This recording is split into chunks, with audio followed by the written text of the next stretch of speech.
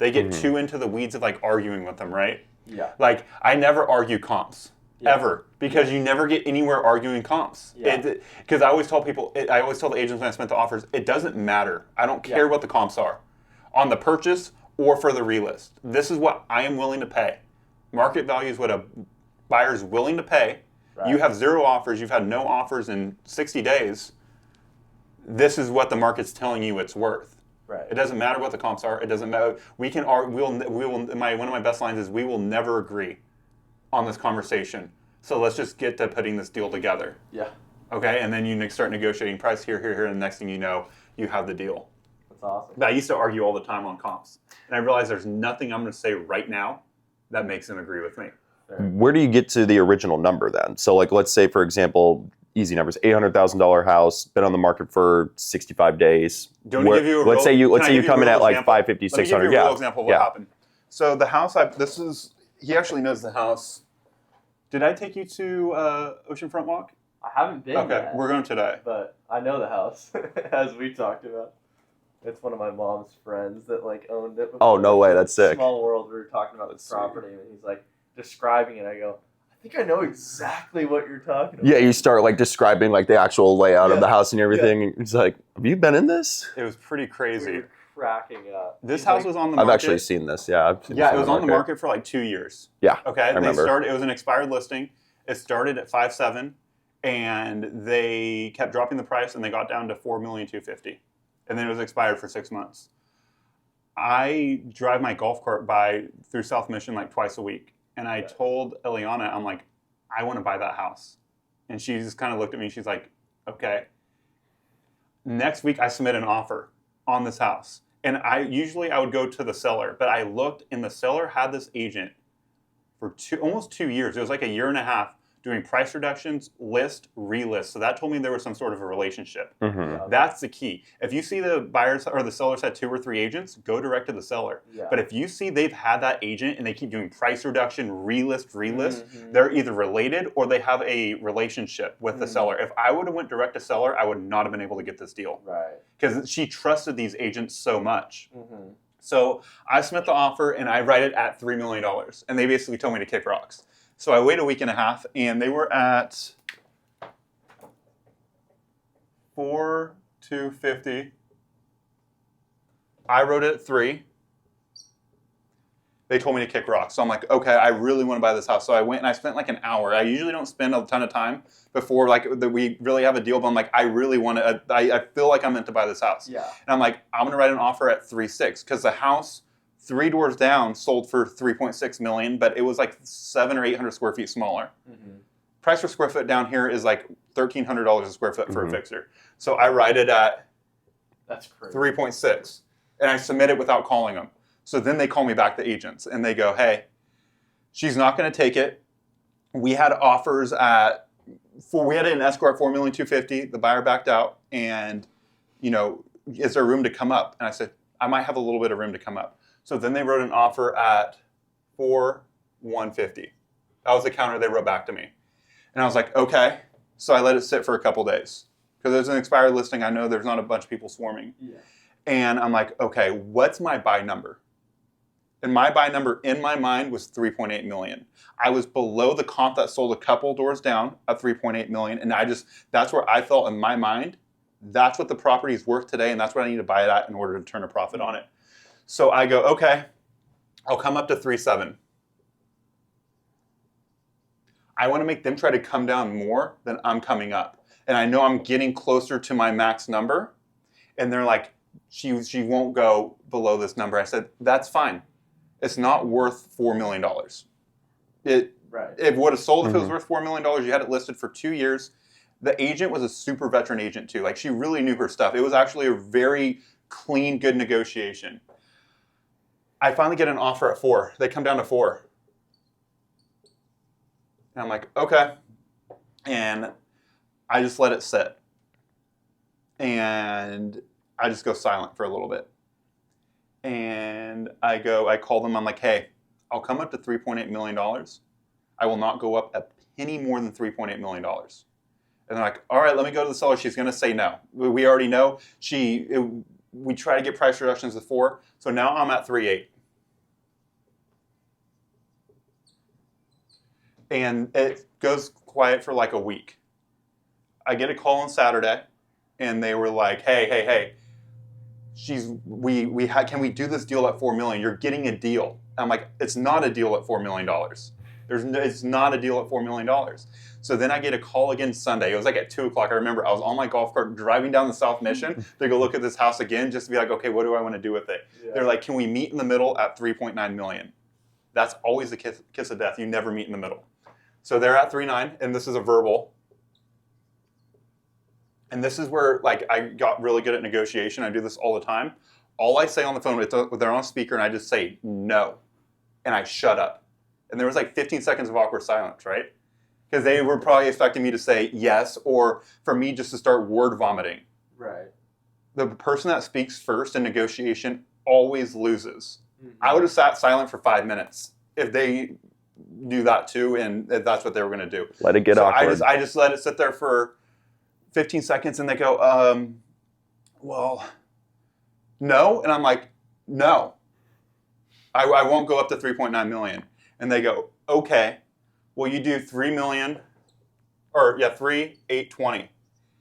And in my mind, I'm just going like this, yes, I got it. And I go, oh my God, my lender's going to be so pissed at me because he told me I cannot go a cent over 3.8 million.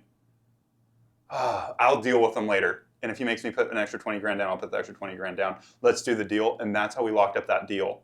And that seller never, ever, ever would have sold me the house for that price if I didn't go directly to the agent. And then the negotiation, most agents, like if there was a buyer's agent with me, they would have suggested going for that 3.9 million. Meet in the middle. You never meet in the middle. Because then that sets the negotiation through the rest of the contract that you're willing to compromise and always meet in the middle. I'm always willing to compromise, but if you agree to meet in the middle from the very beginning, the transaction, in my opinion, never goes smooth. Here's another key thing. So I bought another deal for this price and up in Carlsbad. The wholesaler had it locked, and it's a very similar situation. Most people have been like, well, if you can't do the deal for $4 million, you shouldn't do the deal at all. That's only a 200 grand difference on a $5.5 million exit. This is where it gets really important. So let's take this same exact scenario. This happened to me in Carlsbad. Let's say I paid the $4 million. You get an issue with a neighbor. You get an issue with the city. That's your oh shit profit right there. Or the oh shit buffer. And Carlsbad, wholesaler had it locked up at 3.7. I'm like, I won't pay 3.7. There's no way I'll pay 3.7. They're like, well, here's the numbers, like based off of what you think it's going to cost to renovate the property. Here's your profit. I'm like, but you're not calculating for anything going wrong. Yeah. Well, guess what? Something went wrong. I had a 2-month hold time. It cost me $180,000 in that hold time between holding costs, dealing with the city, hiring an architect, everything. Contractors. Mm-hmm. I had a contractor go south. All that costs only $200,000. And guess what? If I would have compromised with that wholesaler, the profit wouldn't be worth it on that other deal. But because, especially on the big deals, always negotiating deep, you have to calculate. And people don't calculate that when an agent's representing investors. They're like, oh, everything's going to go correct. You're going to get it done in 4 months, and here's your profit. It's like, no, on a big deal, I need to calculate 8 months and something going wrong and having to spend an extra $150,000, $200,000 more than I do. If it doesn't happen, like it didn't happen on this oceanfront walk property, it's all good, right? That's just bonus. But it's going to happen sooner or later, and you have to account for it. Does that make sense, guys? What's up, buddy? Sorry about the tardiness. Hey, all good, brother. Colby, Caden, Jeff. What's going on, brother? Caden. Colby, nice to meet you. Jeff. Colby, nice to meet you, Jeff. Nice to meet you. Did that make any questions? Did that make sense? Oh, it made perfect sense. But I think what my question is out of all of this is like, what brought you to start at 3 million? Like, okay, why start? That's a really good question. So this is just a theory I've come up with from writing a ton of offers with agents. In my opinion, there's 3 different types of agents.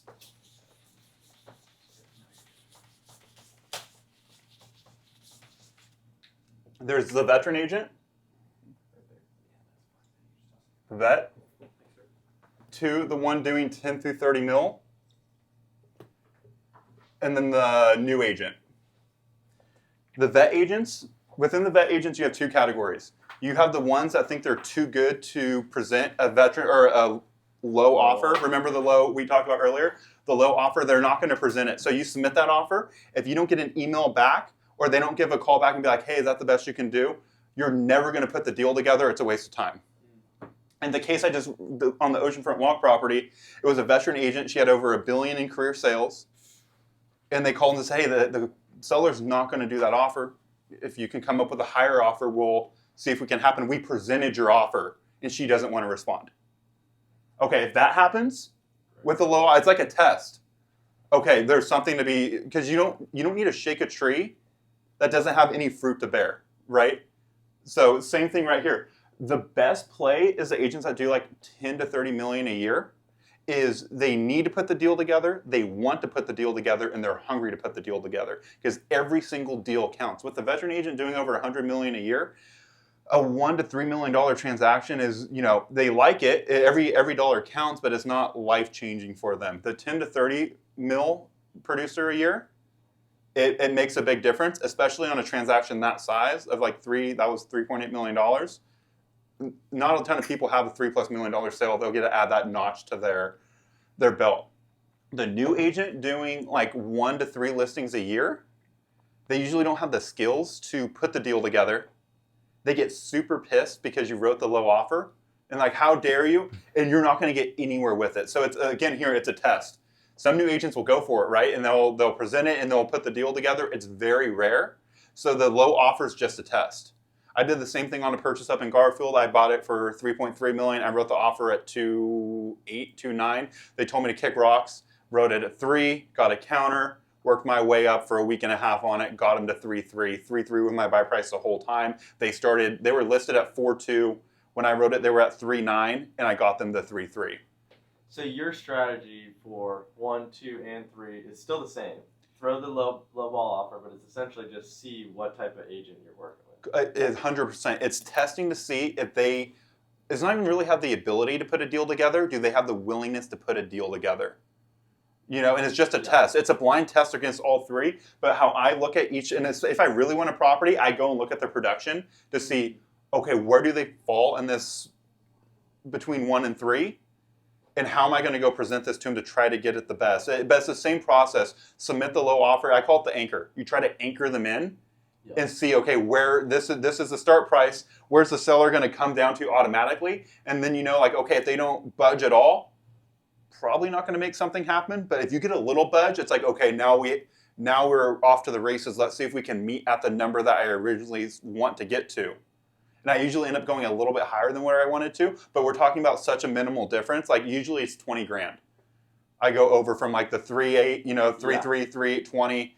I wrote an offer for 1.6. I wrote the offer again at 1.620. So that 20 grand doesn't make a difference on these deals. But if I get it, it's worth it.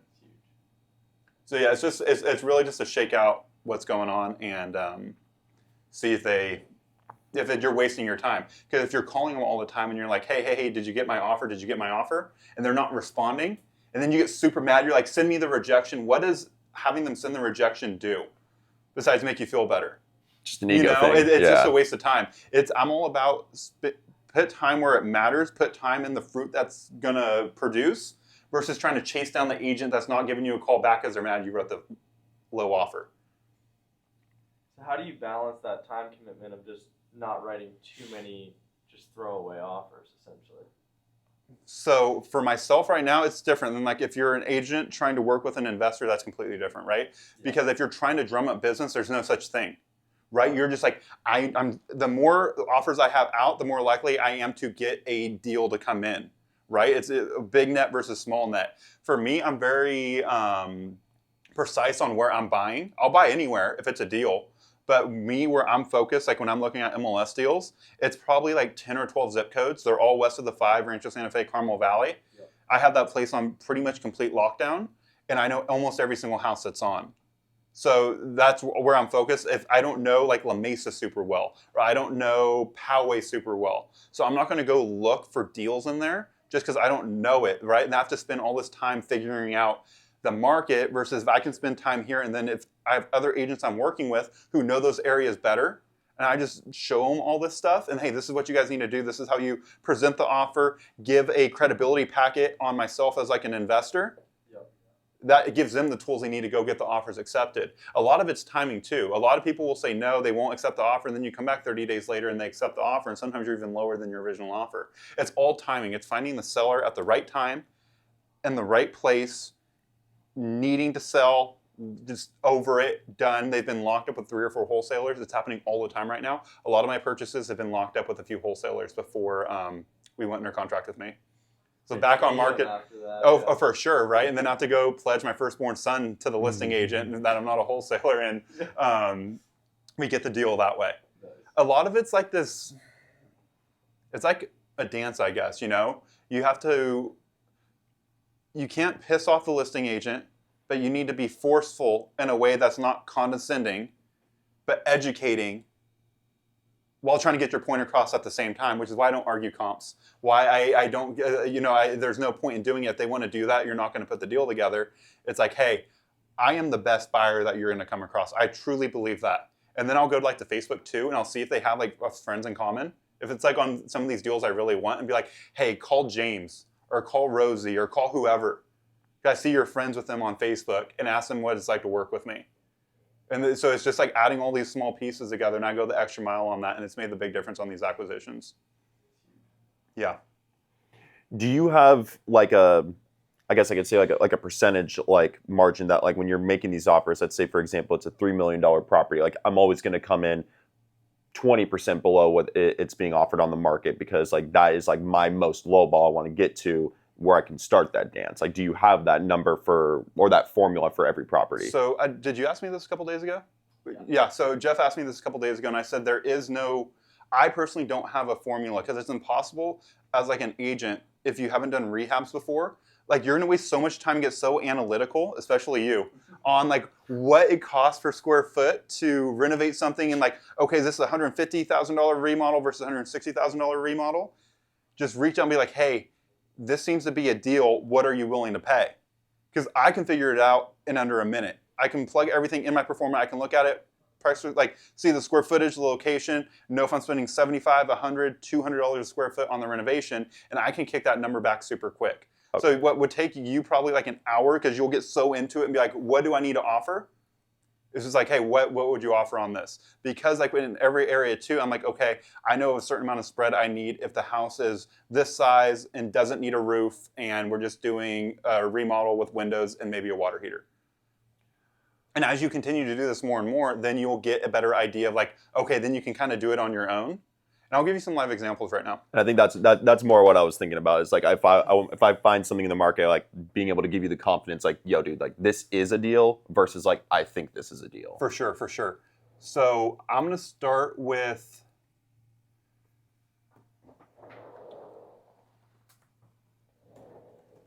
So this is a magic. I'm gonna give 2 examples of deals I'm doing right now that agents brought me, and then I'm gonna give examples of how I learned all this. And really what you guys can do, if you sold 4 investor deals a year, how you can turn it to 10 to 12 deals very easily. I figured out this formula when I was like 20 years old. My mentor, Jim, he worked with investors, and he explained to me, I was like, why do you like working with investors? And what he basically said was, no matter what you do, you sell them the deal, and then when they finish the deal, whether it's 3 months, 6 months, a year and a half later, you have another listing coming in, right? So what are you doing right now? Like, you talk about pillars. What are the pillars that you're like focusing on? For me, it's Sphere. So I guess background, I'm an engineer at Sphere, so I'm kind of like a part-time agent. So Sphere's like big for me. Second would be like open houses, because I have time on the weekends to be able to do those. Perfect. What about you? Like, what are your main pillars of the business that you're focused on? I would say property management's a big one for me right now. SOI is also big, and then I think open houses will probably be my number 3. Okay, and you have your license that you're just doing mortgages right now, correct? And flipping. Okay, perfect, perfect. So what I did early on and what Jim taught me to do, and this goes together. When I first started, I didn't have the listings, but I had Jim's listings, and he had these beautiful $2, $3, $4 million listings that I would go sit open houses here in La Jolla, and that's how I went and started. I got 3, 4, 10, and even a $21 million listing out of this process that I'm going to show you guys right now. It completely changed everything, because when you have beautiful listings, people come in, they either can't afford it or it doesn't work for them, and you get to pick them up as buyers because you have credibility because you're sitting at your own listing, or you're able to sit there and be like, hey, I know this didn't work out for you, but I work with investors and I have a ton of off-market opportunities. And then if you start showing that you have off-market opportunities, you guys all know me. You call me and it's like, hey, can I have your list of deals you have coming up? And I send them to you. More than happy, you guys can go show them before they're finished. That's where you start to gain the credibility, especially if you want to go higher in price points. It's the easiest way to do it versus trying to convince a homeowner to give you a listing if you've never sold a $2, $3, $4 million house before. So I'd sit these open houses for Jim, and I started picking up clients. And then I saw what Jim was doing, and I went and I picked up my own investors. I saw the good, the bad, and the ugly with working with investors. A lot of investors in town, they'll offer like a 1% relist, or a 0.5% relist, or a flat fee. There's a couple investors in town that will offer like a 2.5% relist, which is like the standard commission. And there's a couple that will offer a little bit higher. What the perfect mix is finding someone that values you and gives you that 2.5% relist or higher, right? Because you guys are bringing a valuable asset to the table. I hated working when it was always a discounted commission. I'm like, I'm bringing you this amazing opportunity. I could have taken it anywhere, and you're just not valuing that. So finding someone that offers a good commission, that's really big. The second thing is make sure they do quality work. A lot of people throw stuff together, and it puts you in a bad position as the agent, because then you have to go sell the property. If it doesn't sell, it's on you, right? They get super upset. And then also after the transaction, if the investor gets sued, you're probably getting pulled into the lawsuit too, not by the investor, but by the buyer, right? So it's finding the agent or the investor that offers a pretty good commission on the back end, also kicks out a high quality product. Just because someone's offering, let's say they're offering 4% commission, but you go walk their jobs and they throw them together and they look bad, in my opinion, it's not worth it. One of my favorite guys I worked with, he always gave us a full commission on the back end. And here's 2 examples of what I did. So this property right here on Woodford, we actually have it in escrow right now. I sold it to the investor last year. I only represent one person still, and it's this guy. And we sold it to him for $4.7 million. It was 2 lots. You had the house and a tennis court. And there were already 2 legal lots. He remodeled the house and is selling the house without the tennis court, or the tennis court lot. And then he's going to either build the house on that lot or sell the lot separately. So on that deal, we sold it for $4.7 million, and that commission was Not 4.7 being both lots. both lots combined. And I found this, so this was on the market for like 70, 90 days, and I was looking at it, I'm like, okay, it's 2 lots for $4.7 million in La Jolla. That's crazy, because how the agent was marketing it was as 1 property when it should have been marketed as 2. They could have got way more money if it was marketed at 2. That's where some of the best money is made as an agent when you're representing investors, is finding properties that are mismarketed. Happens all the time, where there's like an extra lot, they mispriced the property. There's a bunch of different things they can do. So we sold that we represented them $4.7. That was $117K in gross commission. And then on the resale, 2.5%. That's $135K in gross commission for $252. That's from 1 deal. If we could sit the open houses, any of the buyers that call, we show them directly. If that doesn't work for them, we pick them up and we can show them other stuff here in La Jolla or wherever they're looking at. That happened in a year. So as an agent, that was the gross commission for finding 1 deal in a year. Crazy. You do that 4 times, that's $1 million in 1 year.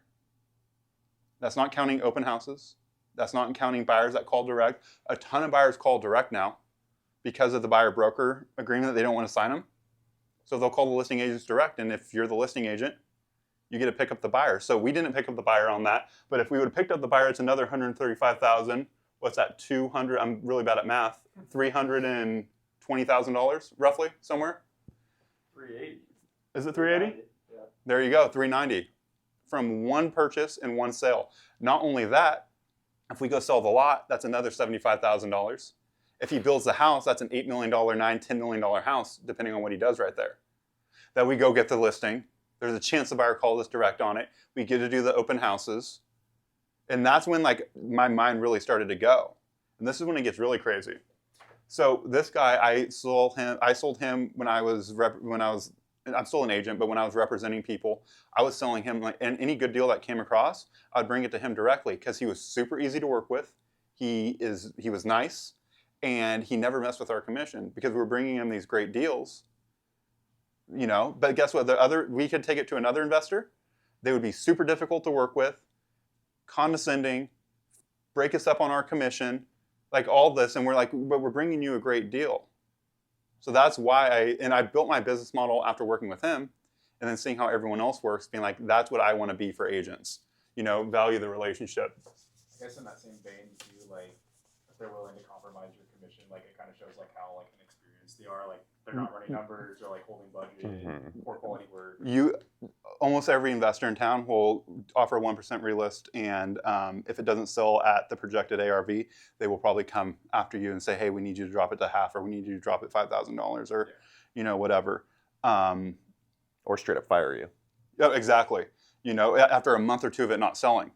I understand, like after 8 months to a year, you have holding costs, you have to do what you have to do. It's usually I understand. Mm-hmm. But if it's 2 to 3 months in, we're in a different market right now. Stuff's not selling the first 30 to 60 days. It's really selling 60 to 120 days, depending on the price point.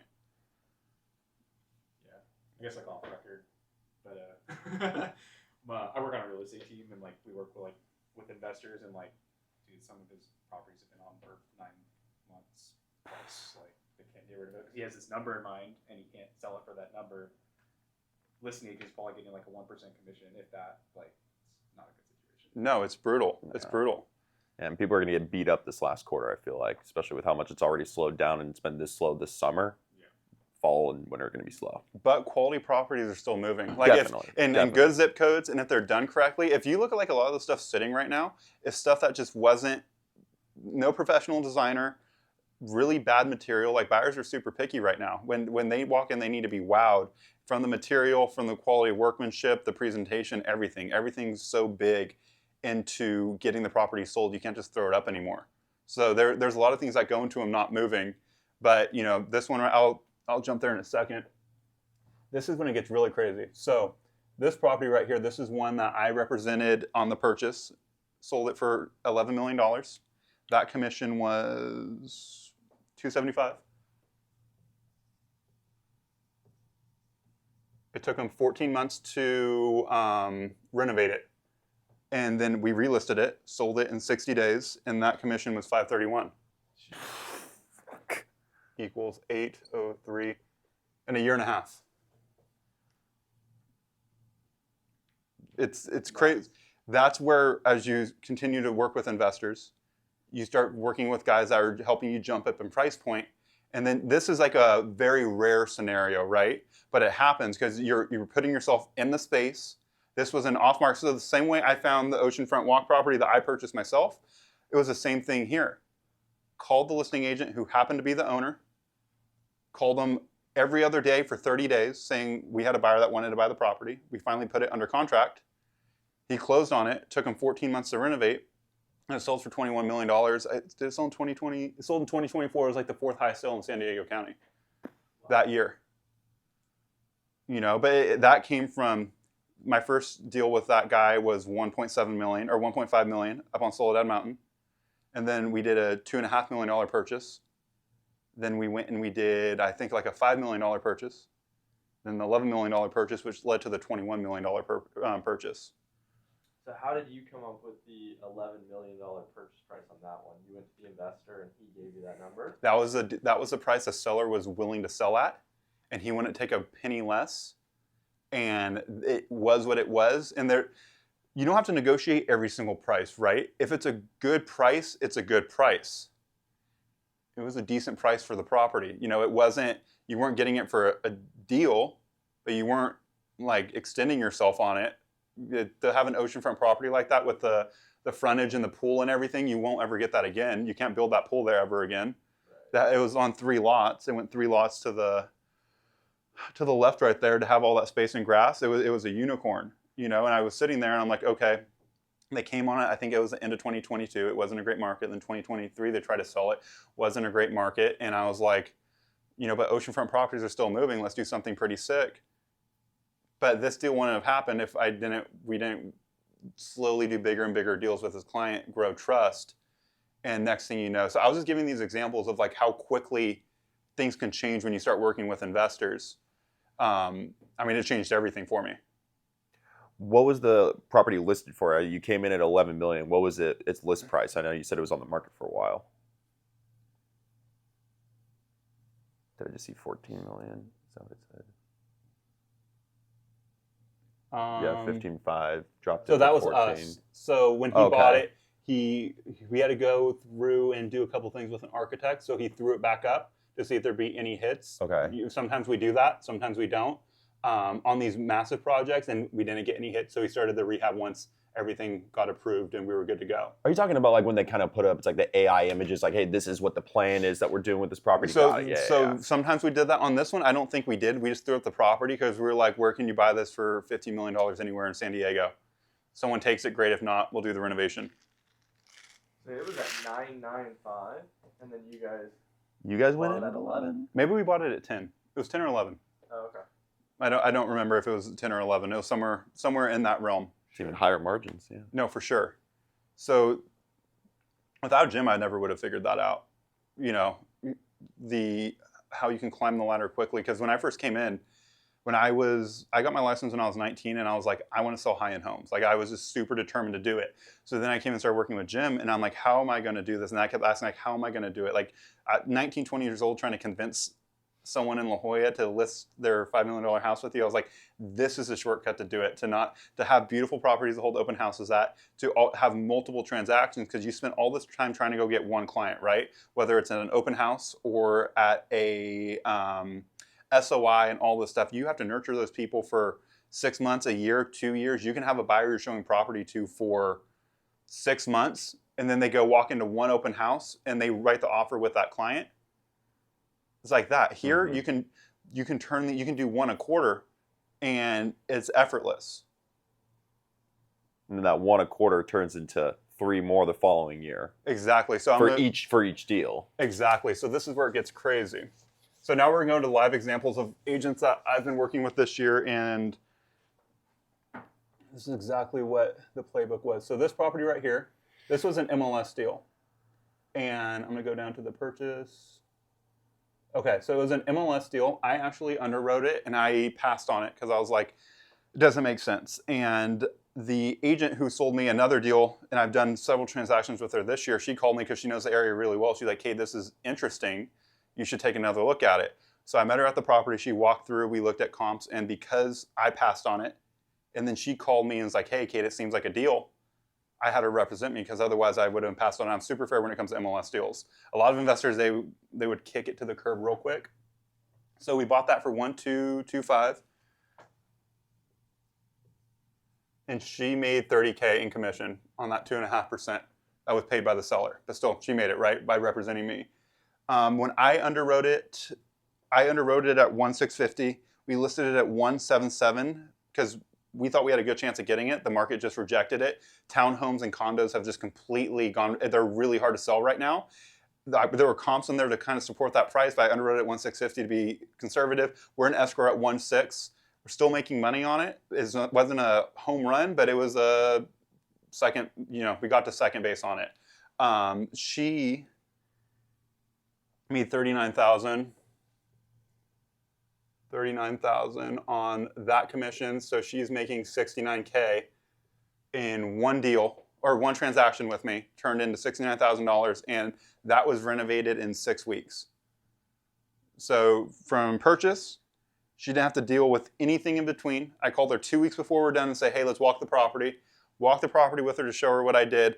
Then she relisted it. Buyers call her direct. She has other buyers now she's working with that she's showing stuff to all around that area because she knows of all the off-market stuff in that area. So, just that one transaction alone can turn into 2 to 3 others. In less than 3 months. In less than 3 months. In the next 12 months from people that called her directly, I bet she at least gets one transaction out of it, if not multiple, because she's able to pitch and be like, hey, I have off-market stuff in that same neighborhood. She also sold me another one. I just listed it.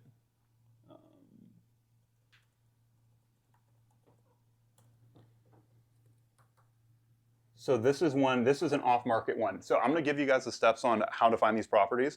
This is where you're most likely going to find the best opportunities for these fixer properties, but the MLS is great. We'll dive into the MLS afterwards. She sold this property to me for 1.7. It was not her listing. It was someone that she knew from the area that mentioned they had a fixer coming up, and they had an investor offer, but it was too low. So she had me come in, and I wrote an offer a little bit higher, and we got it. So on that one, I got it for 1.750. So she made 43.750, and then we're listed at 2.899. Let's assume it's going to sell at that price. That's 72.450, and then now she's at 116. So 116.